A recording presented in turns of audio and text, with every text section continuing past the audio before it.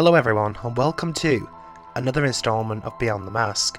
I just want to point out before I begin the video that I am actually suffering from a severe illness at the moment, so if my voice sounds a little different, then you know why. Today we're going to be once again covering the newly released Scream 6 teaser trailer, which has given us Scream fans a lot to discuss and talk about. I did a breakdown of the trailer 2 days ago, but didn't really scratch the surface on what I believe is going on in the trailer. So without further ado, here are some theories on what I believe is happening in the short 59-second teaser trailer. Number 1. Is Mindy with the rest of the group, or is she separate completely? The shot of the survivors together seemingly indicate that all of them are on the train car together. However, the wider shots show us that Mindy is nowhere to be seen. She appears in brief close-ups, with none of the other survivors within the shot itself. What's more, the lengthy shot down the cart through Sam Carpenter's eyes doesn't actually match the same shot we see from Mindy when she is staring at the flickering lights and the dark silhouette of Ghostface. It's my personal belief that maybe somehow the group gets separated and maybe end up in different train cars altogether, with Mindy being left alone. I've seen many say this could be a dream sequence. This is also likely, yet I feel the intimidating presence of the Ghostface wearing civilians would be too good of an opportunity to miss an attack scene. Number 2. Repeating Scream 2. One of the more darker opening scenes from the franchise actually took place during the second installment's opening, which saw Jada Pinkett Smith's character, Maureen Evans, murdered by Ghostface in a packed cinema full of others wearing Ghostface costumes also.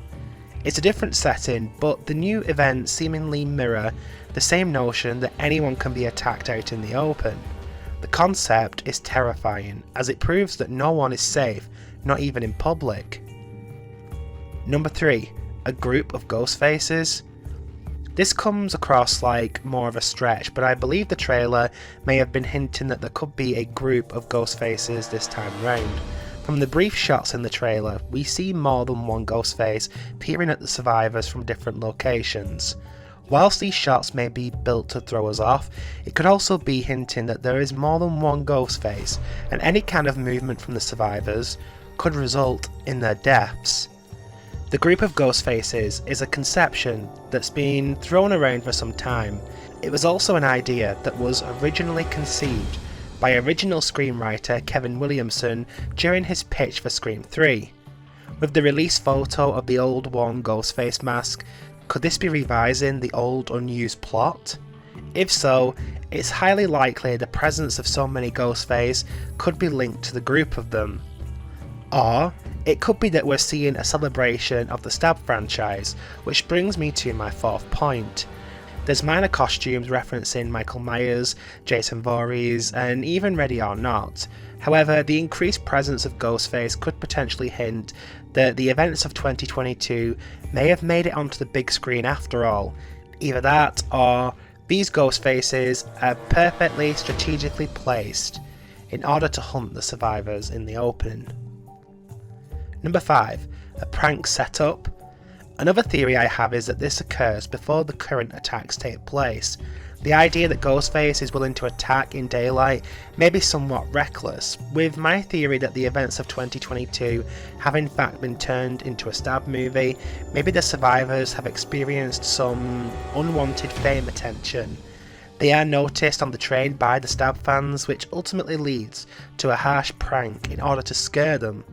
The foreshadowing of this could be that despite it being a prank, the true enemies of the survivors will always be Stab fans.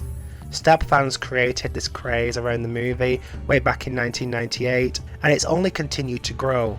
Almost every single killer following has been inspired by the events, or more so, the franchise that spawned from the events. Which theory of these do you believe is most accurate? Share your thoughts below. As usual, don't forget to support the channel by liking, sharing and subscribing, and I'll see you guys in the next video. Until then, I had no idea they were going to make a movie of their own.